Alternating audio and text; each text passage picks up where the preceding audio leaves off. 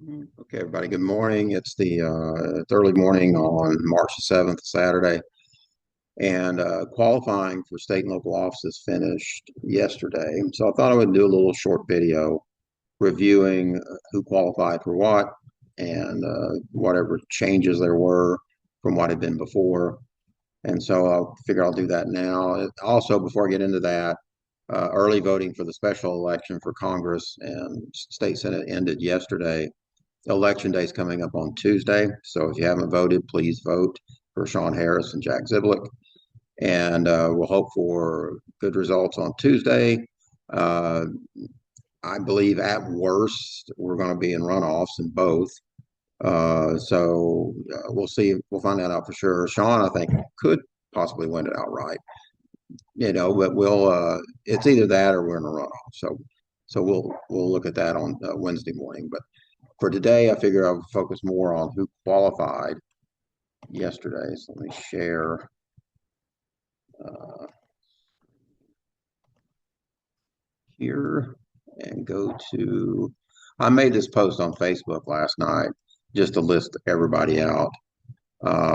And from top to bottom, what we'll see on the main. Oh, by the way, this is Shadow. She's just sitting here with me this morning. And thought I would go through these with you one by one. Starting with the top of the ticket in the primary. It'll be the top of the ticket in November. The Senate, John Ossoff, the incumbent, was the only one who qualified for that on the Democratic side. So he will be running unopposed in May. We don't have to worry about um, any kind of contest there. Same thing for the U.S. House. Sean Harris qualified again, of course, to run in November. No other Democrat, including the two phony Democrats on the special election ballot, qualified.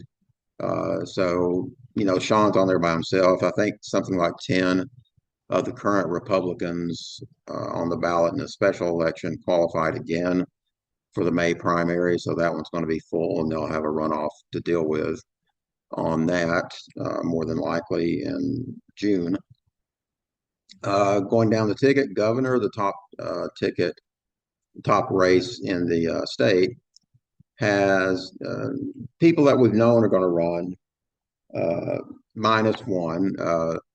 Rua Rahman decided earlier in the week to not run, or earlier last week. She dropped out, and we have one addition, some lady named Amanda Duffy, who most people in the party have no idea. I've never heard of her. She's from Columbia County over around Augusta. Sometimes you get these people who just sort of put their hat in the ring, put the money down, and maybe just to see what it's like to run for office. I don't know. But anyway, we have a pretty full ticket for governor. Keisha Bottoms, a former mayor of Atlanta. Olu Brown, who's a minister.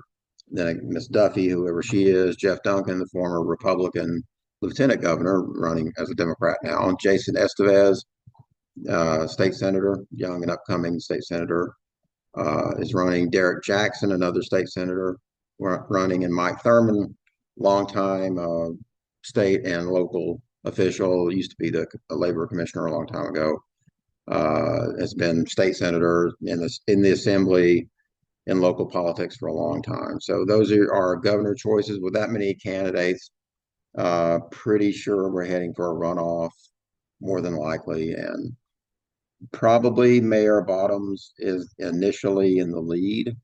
Uh, there is some thought that she may have a ceiling that she has to try and get above in order to win it outright. That's a guess. We don't have that much polling or anything on this, so we will find out in May how that turns out. But probably a runoff in that one for June. For lieutenant governor, we've long had two candidates. We got a third one jump in a few weeks ago, a man by the name of Seth Clark, who's from Macon, who seemed to make a pretty big splash, but then he kind of suddenly withdrew last week.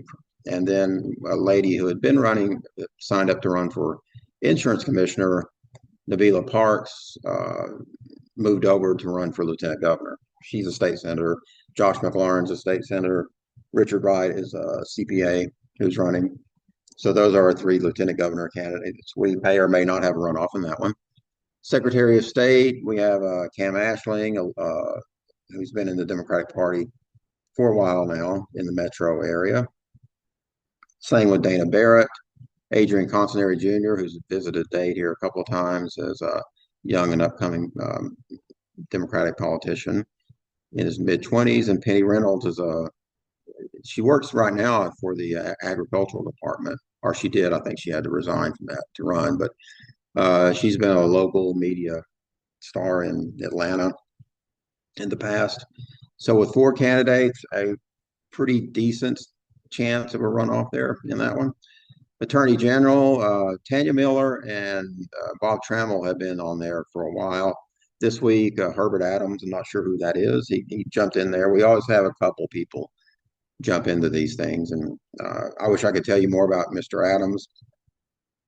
I can't, but I do tell you, yeah, we've got interviews on our website, and Miss Miller and Mr. Trammell are both pretty impressive candidates. So with a third person on there and those two being pretty strong, assuming Mr. Adams doesn't come on strong himself, that could be a runoff. We'll see. Insurance commissioner, this one changed a lot over the past week, and I don't know that much about insurance, to be honest with you. I mean, it's one of these specialized uh, offices that we have at the state level. Initially, Nabila Parks, who's now running for lieutenant governor, had been the only one to sign up for that. She is a state senator. Then a man by the name of DeAndre Mathis signed up for it last week. He is an he's in the insurance business, works as an insurance person. But when Miss Parks jumped out, that left Mr. Mathis in by himself. And then late in the qualifying period, in fact, yesterday, really all this happened. We had suddenly several other people jump in to the race. Thomas Dean, who has run for office before, AJ Jane, who I know nothing about. Keisha Waits jumped in, who ran for a public service commissioner last year against Peter Hubbard, had the runoff and lost to Peter, who went on to win. She's running for insurance commissioner. And Clarence Blaylock, who you know running for Congress here last time, he had been signed up to run for labor commissioner. He jumped over to insurance commissioner. So the net result of all that is now we went from barely having one candidate to having five. And so almost certainly a runoff for that one. And again, that's one of those offices that kind of specialized, and a lot of people don't know enough about insurance sometimes, I think, to really wonder or think about who they're going to vote for in a situation like that. But we will have as much information as we can on our website about it as we possibly can. State superintendent of schools, those three candidates, Anton Anthony, Lydia Powell, Otha Thornton, they're all superintendents, current or past educators or people involved with education. They've been signed up to run for a while. We have their interviews on the website, so we're good there. I know I'm still trying to look around shadow. Labor commissioner, we have five candidates. One, two, yeah, five. We had at one point about 8 or 9 in this, but a couple of them fell away. Clarence Blaylock moved over to insurance commissioner. That leaves us with Brett Hume, Jason Moon, Nikki Porche, Michelle Sanchez, and Christian Smith. 3 of those I've interviewed on our website. A fourth one I'm about to.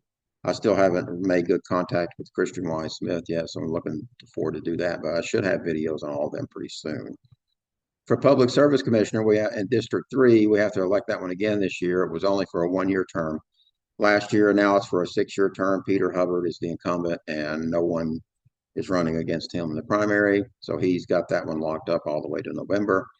The other district, District 5, which is our district here in Northwest Georgia, we have 3 candidates. They've been signed up to run for this for a while. Craig Cupid, Sheila Edwards, and Angela Presley. And so they're going to have a competitive race, maybe a runoff with that one too. Now, once we get down to the more local races, we do have candidates. We have, of course, Jack Ziblick is running again for State Senate District 53. Steve, I think he goes by Steve Disbrow, who's from Walker County, is running for State House District 1. And in our four local races this year, we had a couple of people seriously explore running for three of those four. The only one we never really had a candidate for at all was the Sand Mountain, the District 2 commissioner. We never had anybody step forward to have an interest in that. We did have people step forward for the other ones. But in the end, for one reason or another, two of them could not run. And Ashton Fields, who lives in on Sligo Road in North Dade, she is the candidate who did sign up for us for School Board District 1. She is unopposed. The current appointed incumbent to that is Jason Chris. He signed up. He's unopposed on the Republican side. So it will be those two in November in running for the school board seat. In other local news, just to let you know, the two incumbents on the Sand Mountain seats, the Mr. and Mrs. Hartline, both re-upped to run, and nobody challenged them. So they will win unopposed this year. And in the commissioner seat for North Dade on the Republican side, five people signed up. So they were most likely heading to a runoff in that one. But there are only four purely local races, and there's really only one competitive one. That's that for that North Dade commissioner seat. And then beyond that, we'll have several several judicial races on the ballot in May. Most of those will be unopposed. There will be two Supreme Court seats in Georgia. The Supreme Court justices have to get reelected, and two of them are up, and two of them have challengers.